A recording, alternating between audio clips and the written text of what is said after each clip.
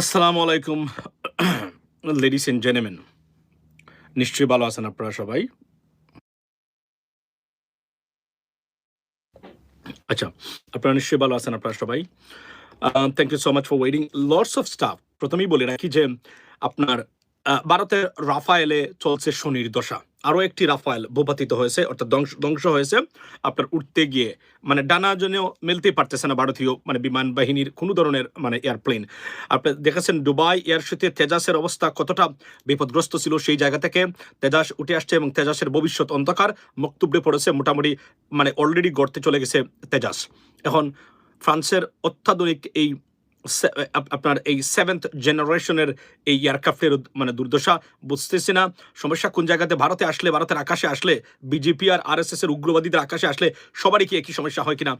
কোন স্বনির্দশা লেগেছে যে এই ধরনের সফিস্টিকেটেড এয়ারক্রাফট বা আপনার ফাইটার জেট তাদেরও এই দুর্দশা কেন? এটা আশ্চর্য হচ্ছে। আমি আর ন ওয়াটস গোনা হ্যাপেন। মেবি তারা আমাদের আব্বাসী হুজুরকে নিতে হবে ভারতে, নিয়ে সেখানে ফুফা অথবা আমাদের আপনার চরমোনাই হুজুরকে নিয়ে মাছ, তারপরে আপনার হচ্ছে হচ্ছে আপনার এই যে কি বলে ওই যে এই জাহাজের গল্প, তারপরে গরুর গল্প, তারপর সাপের গল্প, তারপরে ব্যাঙ্গের গল্প, এগুলো যতক্ষণ পর্যন্ত তারা এটা শুনছে না, আমার মনে হয় না এরা কোনোভাবেই ঠিক হবে। কেননা আর বাই দ্য ওয়ে বলে রাখি যে এই দুইজন হুজুরের সাথে ভারতের হাই কমিশনের সাথে খুবই ভালো সম্পর্ক, because they always visit India. By the way let me talk about that, ladies and gentleman. আপনার আজকে বলি যে মুস্তাফিজ কেন্দ্রিক বা মুস্তাফিজ ইস্যুতে আবারও আইসিসি গরম। ICC intimidating Bangladesh every single day. Indian official যারা আছে বইবিতে দেখাচ্ছেন যে কোনভাবেই বাংলাদেশের আমার একটাই, আমি আবারও বলছি, be prepared. Bangladesh may not be able to play in this T20 world cup. That is what is the stance of Bangladesh, and we should be, honestly speaking, complied with this kind of আমাদের বলি mindset or attitudes, ladies and gentleman, because আমরা এখানে যেভাবে হচ্ছে, মনে রাখবেন আমি আবার বলছি, আমি ক্রিকেটকে নিরুৎসাহিত করা শুরু করেছি ইতিমধ্যেই। যদি 3 নম্বরের লিগেও বাংলাদেশের কোনো প্লেয়ার খেলতে পারে, এন্টার টিম যে পরিমাণ ক্রিকেট টিম যে টাকা পায় তার চেয়ে দ্বিগুণ একজন ফুটবলার পেতে পারে, যদি সত্যিকার অর্থে আমাদের এটা দরকার। এই ক্রিকেট আমাদেরকে কি দিছে বর্তমানে? এই ক্রিকেট কেন্দ্রিক আমাদের কোনো সাফল্য নেই, যেটা আছে একটা বাণিজ্য আছে এখানে। এবং ক্রিকেট কেন্দ্রিক এই ভারতীয়দের আধিপত্য বাংলাদেশের ক্রিকেটে, বাংলাদেশের উপরে, এবং এভাবেই তারা বারবার এই কাজগুলা এভাবেই বিভিন্ন দেশ করে থাকে। বিভিন্ন যখন তারা কোনো দেশে আপনার কোনো ইম্পেরিয়ালিজম সৃষ্টি করতে চায়, তারা this is how they do it, operate. So আমি মনে করি যে ক্রিকেট কেন্দ্রিক আমাদের নতুন প্রজন্ম, তাদেরকে সচেতন না করে, তাদেরকে শিক্ষা দীক্ষায় উন্নত না করে, চিন্তা চেতনা রাষ্ট্র ভাবনায় যুক্ত না করে, তাদেরকে ক্রিকেট দিয়ে এক ধরনের ড্রিঙ্কস দিয়ে তাদেরকে, আমি বলি যে, ড্রাং করে রাখা হয়েছে, এবং তারা ভালো মন্দ কোনো কিছুই দেখে নাই। Thanks to god or Almighty Allah that আমাদের সবার প্রচেষ্টায়, এবং আমরা নার্চারিং করতেছি সোশ্যাল মিডিয়ার ভিতরে লং টাইমে, এবং নতুন একটা প্রজন্ম লেখাপড়া করা, এরা বুঝেছে the country is not going in right direction, and that's why তারা আস্তে আস্তে, এবং তার চেয়ে বড় এখানে রাজনীতিবিদদের বা অন্য মানুষের যতটা সফলতা, তার চেয়ে বড় সফলতা হচ্ছে শেখ হাসিনার, বিকজ তার ব্যর্থতার উৎসবে পরিণত হওয়া বা উৎসবে নিজেকে উৎসর্গ করার মধ্য দিয়ে কিন্তু তার পতনটা আরো বেশি ত্বরান্বিত হয়েছে। সে যদি একটু নিজেকে রিঅ্যাসেস করতে পারতো, বা ফর এক্সাম্পল তার পজিশনটা ঠিক করতে পারতো, হয়তো এটা নাও ঘটতে পারতো। তবে আমি মনে করি আমরা আমাদের কৃতিত্ব অফকোর্স আছে সবার, তার চেয়ে সবার আগে সবার কৃতিত্ব এই ধ্বংসর আপনার ধ্বংস হওয়ার জন্য যে ধ্বংসের খেলায় নিজেকে আপনার উৎসবে আপনার উৎসর্গিত করেছিল, তার নাম হচ্ছে শেখ হাসিনা এবং আওয়ামী লীগ। আচ্ছা, আপনি কি বলছেন? নির্বাচন কি হবে? অবশ্যই নির্বাচন হবে। আচ্ছা, তো হোয়াট অ্যাবাউট দালাল আর্মি জেনারেলস? আচ্ছা, এখন আমি আসি মূল জায়গাতে। তো আজকে ভারতে আপনার বাংলাদেশের ক্রিকেট টিমকে আইসিসি থেকে নিষিদ্ধ করার জন্য একটা মামলা করেছিল উগ্রবাদী যারা আছেন, আরএসএস এর বা বিজেপির সদস্যরা, রাইট? এটা ঠিক আছে না? আমাকে দেখা যায় কিনা একটু জানাবেন।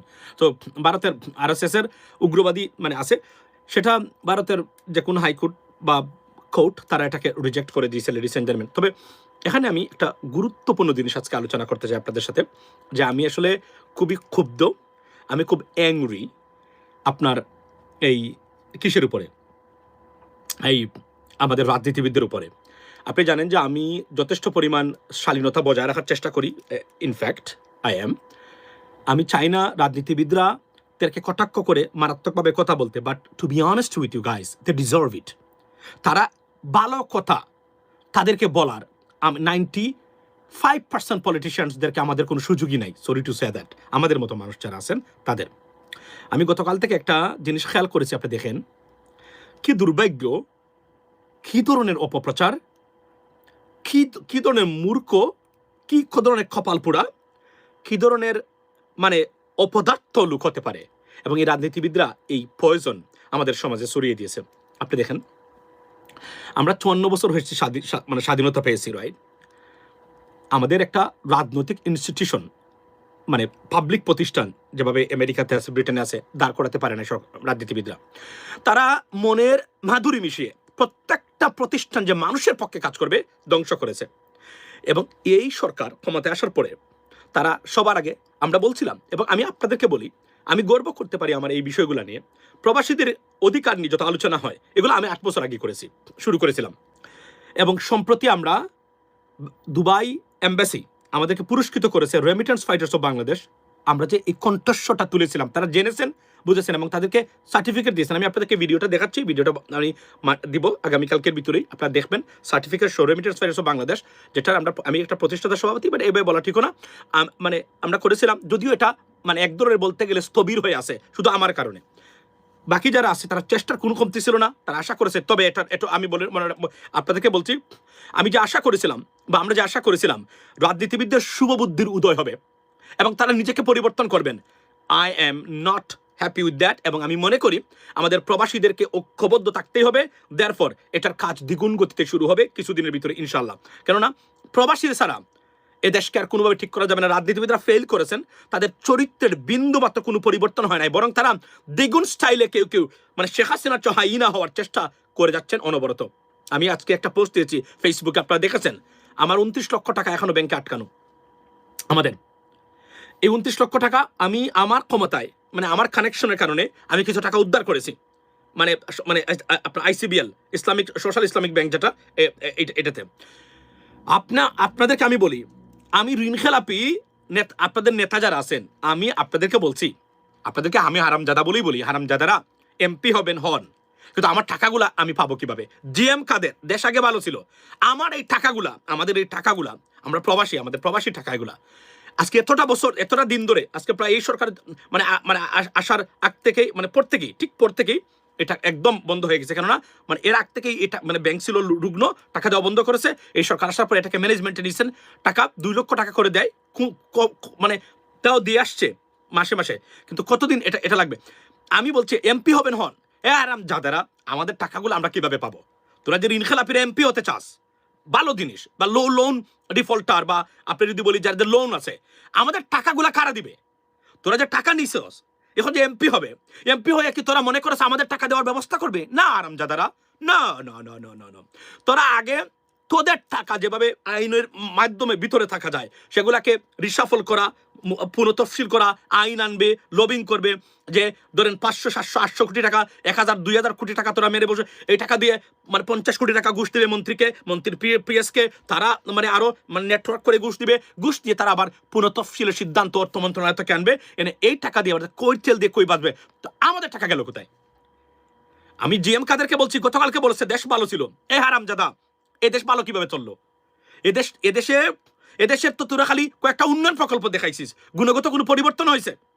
হ্যাঁ, আমি গতকালকে জর্ডানের একজন মানুষের সাথে কথা বলছিলাম জিমে, আমি যখন লাইভে গেছিলাম ওই সময়, এনাদের সব জাতের মানুষ থাকে যেহেতু, তো জর্ডানিয়ান একজন ব্যক্তি উনি আমাদের বলছিল তার মানে এইগুলা, আমি যখন লাইভ করতেছিলাম তারাই কোনাতে বসে শুনছিল, আমার ফেসবুক আছে এটা, কোনাতে বসে শুনছিল সবাই, তো জিমে এটা মেন্স লকার রুম বলতে গেলে এটা, তো সবাই কেউ এখানে কাপড় চোপড় খুলো থাকে, আপনারা জানেন তো এগুলা এদেশের অবস্থা, যাক দৌড়াই নাই আবার সমস্যা হবে, তো ক্যামেরাটা ঘুরিয়ে দিলেই কিন্তু সবাই দেখতে পারতো। বাট বাই দ্য ওয়ে, মানে যারা ইংলিশ যারা মুসলিম যারা এগুলা করে না, বাই দ্য ওয়ে বলে নাকি, এখন আপনি কল্পনা করেন যে সে বলছে এই যে জর্ডানের GDP হচ্ছে $58.2 বিলিয়ন, আর আমাদের দেশ থেকে পাচার হচ্ছে $234 বিলিয়ন।